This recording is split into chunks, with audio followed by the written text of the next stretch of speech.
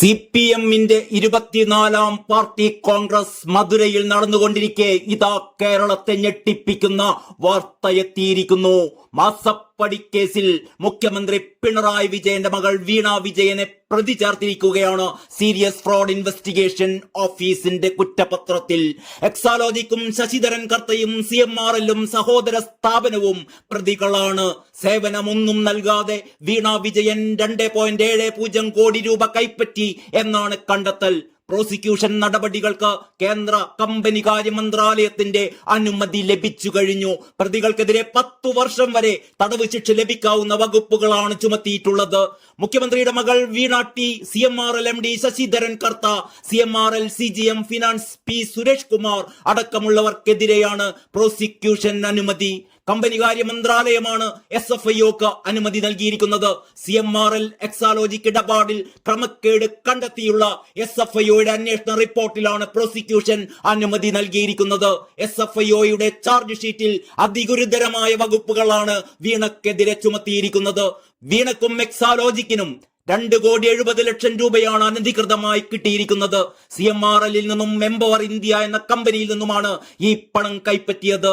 Sasidharan കർത്തയും ഭാര്യയുമാണ് empower India കമ്പനിയുടെ ഡയറക്ടർമാർ.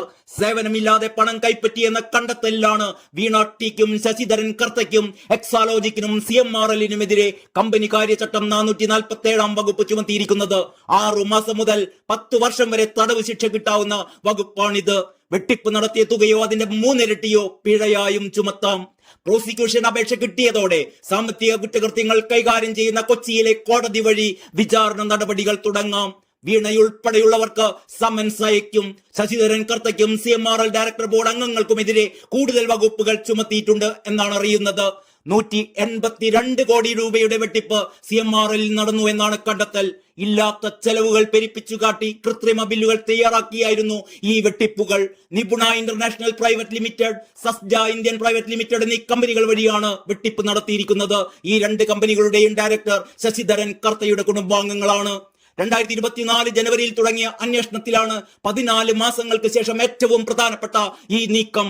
ആദ്യം ആദായ നികുതി വകുപ്പ്, ഇന്ററിം സെറ്റിൽമെന്റ് ബോർഡും പിന്നെ ROC-യും ശരിവെച്ച മാസപ്പടിയാണ് ഇപ്പോൾ SFIO അന്വേഷണത്തിലും തെളിയുന്നത്. സാമ്പത്തിക ക്രമക്കേട് കേസിൽ മുഖ്യമന്ത്രിയുടെ മകൾ പ്രോസിക്യൂഷൻ നടപടികൾ ഇനി നേരിടേണ്ടി വരും എന്നുള്ളതാണ് അതിനിർണായകമായ കാര്യം. മാസപ്പടി കേസിൽ SFIO വീണ വിജയനെ പ്രതി ചേർത്ത സാഹചര്യത്തിൽ മുഖ്യമന്ത്രി പിണറായി വിജയൻ ഉടൻ രാജിവെക്കണമെന്ന് BJP സംസ്ഥാന അധ്യക്ഷൻ രാജീവ് ചന്ദ്രശേഖർ ആവശ്യപ്പെട്ടിരിക്കുകയാണ്. തികച്ചും ന്യായമായ ആവശ്യം തന്നെയാണ് BJP അധ്യക്ഷന്റേത്. കാരണം വീണ വിജയന് ഒരു സേവനവും നൽകാതെ മാസപ്പടിയായി നൽകിയത് വീണയുടെ അച്ഛൻ, അതായത് PV എന്ന് പറയുന്ന പിണറായി വിജയൻ സംസ്ഥാനത്ത് ഏറ്റവും അധികം സ്വാധീന ശക്തിയുള്ള രാഷ്ട്രീയ നേതാവായതുകൊണ്ട് സ്വാധീനിക്കാൻ വേണ്ടി തന്നെയാണ്. മലിനീകരണ നിയന്ത്രണവും യും ഉൾപ്പെടെ നിയന്ത്രിക്കുന്ന മുഖ്യമന്ത്രിയെ സ്വാധീനിക്കാനാണ് മകൾക്ക് കൈക്കൂലി നൽകിയിരിക്കുന്നത് എന്നാണ് വ്യക്തമാകുന്നത്. അതായത് മുഖ്യമന്ത്രി നേരിട്ട് കൈക്കൂലി വാങ്ങുന്നത് പോലെ തന്നെ ആ നിലക്ക് രാഷ്ട്രീയ ധാർമ്മികതയുടെ പേരിൽ പിണറായി വിജയൻ രാജിവെക്കേണ്ടത് തന്നെയാണ്. പാർട്ടി കോൺഗ്രസ് നടക്കുന്ന പശ്ചാത്തലത്തിൽ പിണറായി രാജിക്ക് സന്നദ്ധമാകുമോ എന്നാണ് ഇനി കണ്ടറിയേണ്ടത്. കാരണം ഇത് പിണറായിയാണ്. ഏത് പ്രതികൂല അവസ്ഥയിലും പ്രത്യേക ആക്ഷൻ കാണിച്ചു പോലും എതിരാളികളെ ഭയപ്പെടുത്താൻ കഴിവുള്ള പിണറായി എന്ന കാരണഭൂതൻ കാത്തിരുന്ന് തന്നെ കാണാം.